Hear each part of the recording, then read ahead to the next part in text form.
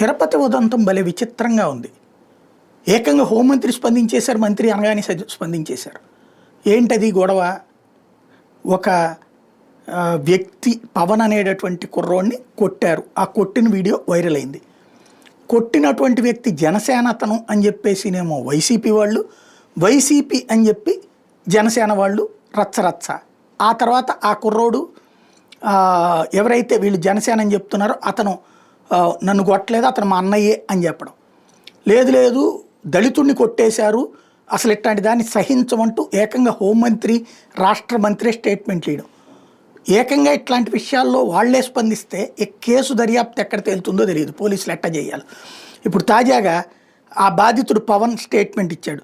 నేను మోసపోయాను, హోంమంత్రికి మంత్రులకు కృతజ్ఞతలు, నేను వేరొకళ్ళని నమ్మి మోసపోయాను, మా అన్న దినేష్, నా లైఫ్ పోయింది, సోషల్ మీడియాలో నా వీడియో డిలీట్ చేయండి, నన్ను ఎవరో కొడితే నేను మౌనంగా ఉంటాను, నన్ను 30 మంది చుట్టుముట్టి కొట్టారు, మా అన్న దినేష్ అన్న వాడికి భయం ఉంటుందని నన్ను కొట్టాడు, నేను తప్పు చేశాను, నంద్యాలకు చెందిన మహేష్ని నమ్మి మోసపోయాను, ఖచ్చితంగా ఆయన అప్పగిస్తాను, ఎస్సీలకు నాకు ఎట్లాంటి సంబంధం లేదు, అనిల్ రెడ్డి అన్నకు ఏ విధమైన సంబంధం లేదు, ఈ ఘటనలో ఎవరికి సంబంధం లేదు, నేను భయపడాల్సిన అవసరం లేదు, దయచేసి చెప్తున్నా ఏ పార్టీకి సంబంధం లేదు, సోషల్ మీడియాలో హైలైట్ చేస్తున్నారు, అమ్మా నాన్నకి చెప్తున్నా నేను సేఫ్గా ఉన్నా, నేను ఇంటికి వస్తాను, ఆ వీడియోలు డిలీట్ చేస్తా, నా వీడియోలు తీసి ప్రచారం చేశారు, వీడియోలపై సుప్రీంకోర్టుకు వెళ్ళి లీగల్గా ఫైట్ చేస్తా, లేదంటే నేను అందరి పేర్లు రాసి సూసైడ్ చేసుకుంటా, దయచేసి చెప్తున్నా నన్ను ట్రోల్ చేసుకోవద్దండి, మా అన్నకు హక్కు ఉంది, నన్ను కొట్టాడు, లేదంటే నేను కంప్లైంట్ చేసి ఉంటాను, ఏ పొలిటికల్ పార్టీకి సంబంధం లేదు, ఎస్పీకి డిఎస్పీకి ధన్యవాదాలు, మా అన్న నన్ను కొట్టాడు, వైఎస్ఆర్సీపీ టీడీపీకి సంబంధం లేదు, నా వీడియోలు డిలీట్ చేయండి అంటూ అతను ఇచ్చినటువంటి స్టేట్మెంట్. అంటే వ్యక్తిగత గొడవని కాస్త పార్టీల గొడవగా మార్చుకుని రచ్చరచ్చ చేసినటువంటి వ్యవహారంలో.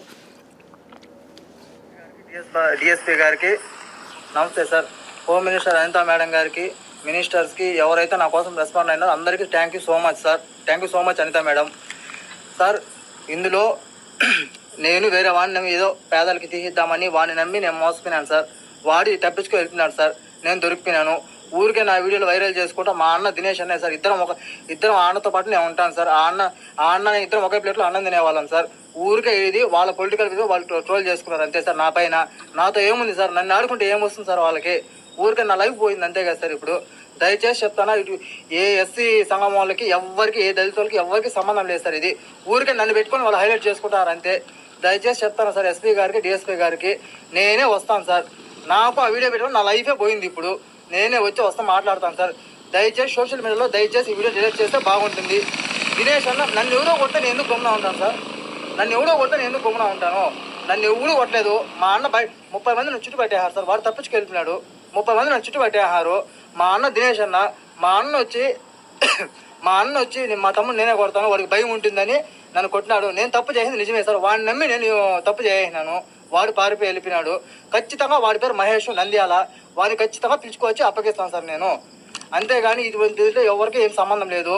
నా అనిల్ రెడ్డి అన్నకి ఎటువంటి సంబంధం లేదు. నన్ను అనిల్ రెడ్డి అని కొట్టేలేదు.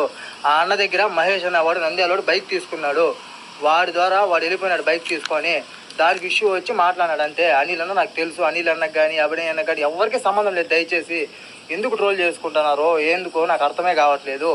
ఎవరు అనిల్ రెడ్డి అన్నకి సంబంధమే లేదు, అభినయ్ అన్నకి సంబంధం లేదు, ఏ పార్టీకి సంబంధం లేదు. ఫస్ట్ ఆఫ్ ఆల్ ఊరికే ఎందుకు దీన్ని ట్రోల్ చేసుకుంటారు నాకు అర్థం కావట్లే. నాకు ఎవరు చెప్పేలా, నన్ను ఎవరు బెదిలేరు. నేను భయపడాల్సినంత అవసరం కూడా నాకు లేదు సార్. నాకు భయపడాల్సినంత అవసరం నాకు లేదు. దయచేసి చెప్తున్నా, అనిల్ రెడ్డి అన్నకి కదా ఏ పార్టీకి దీంట్లో సంబంధం లేదు, ఇన్వాల్వ్మెంట్ లేదు సార్. ఊరికే తప్పుడు ప్రచారం అంతా మీరు సోషల్ మీడియాలో హైలైట్ చేసుకోవాలని చేసుకుంటారు అంతే. అంతకుమించి ఇంకేం లేదు సార్. మా అమ్మ నాయనకు కూడా చెప్తానా, అమ్మ డాడీ నేనంతా సేఫ్గా ఉన్నాను, ఊరికే నా వీడియో ట్రోల్ అయిందని వచ్చేసాను. మీరు వీడియోలు ఇవ్వద్దండి. మీరు వీడియోలు తీసేవాళ్ళే నేను ఇంకా నా లైఫే పోతుంది. నేనే వస్తాను, అంతా సెట్ అయినాక నేనే ఇంటికి వస్తాను. దయచేసి చెప్తున్నా, ఈ వీడియోలన్నీ డిలీట్ చేస్తే మంచిది అందరికీ.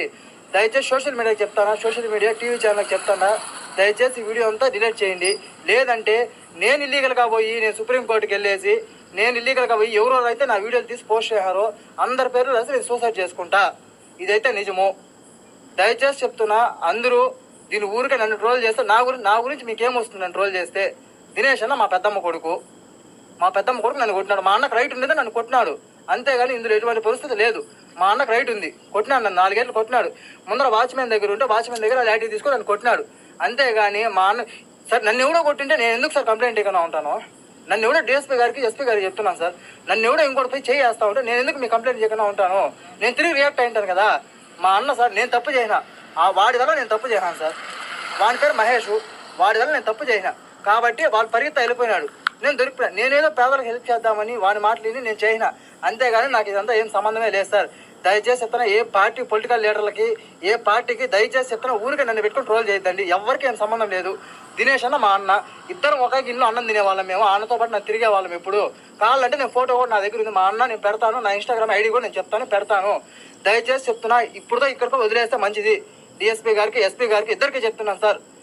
మంచి రెస్పాన్స్ అయ్యారు, థ్యాంక్ యూ సో మచ్. కానీ ఇంతటితో డిలీట్ చేసి ఇప్పుడుతో వదిలేస్తే మంచిది సార్. నేనే ఇదంతా డిలీట్ చేయించేయండి, సోషల్ మీడియాలో అంతా డిలీట్ చేయించండి. నేనే వచ్చి మిమ్మల్ని పర్సనల్గా మీట్ అవుతాను సార్. నన్ను ఎవడో కొడితే నేను ఎందుకు సార్ గుమ్మన ఉంటాను? ఇది అతను మాట్లాడినటువంటిది. ఇది కూడా విషయం వల్ల ఏంటంటే దినేష్ అనే వ్యక్తికి పవన్కి ఎట్లాంటి బంధుత్వం లేదు. పవన్ చేత బలవంతంగా వీడియో విడుదల చేయించారు. పవన్ ఎక్కడున్నాడో మాకు చెప్పాలంటే నేను కుటుంబ సభ్యులు ఆందోళనకు దిగారు. మావాడు బతికున్నాడా లేక చంపేశారో పోలీసులు సమాధానం చెప్పాలని వాళ్ళ కుటుంబ సభ్యులు ఆందోళనకు దిగారు.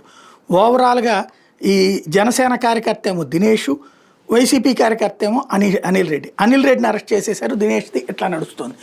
ఓవరాల్గా ఈ చివరికి సామాన్యుడు బలవుతున్నాడు ఈ గొడవల్లో.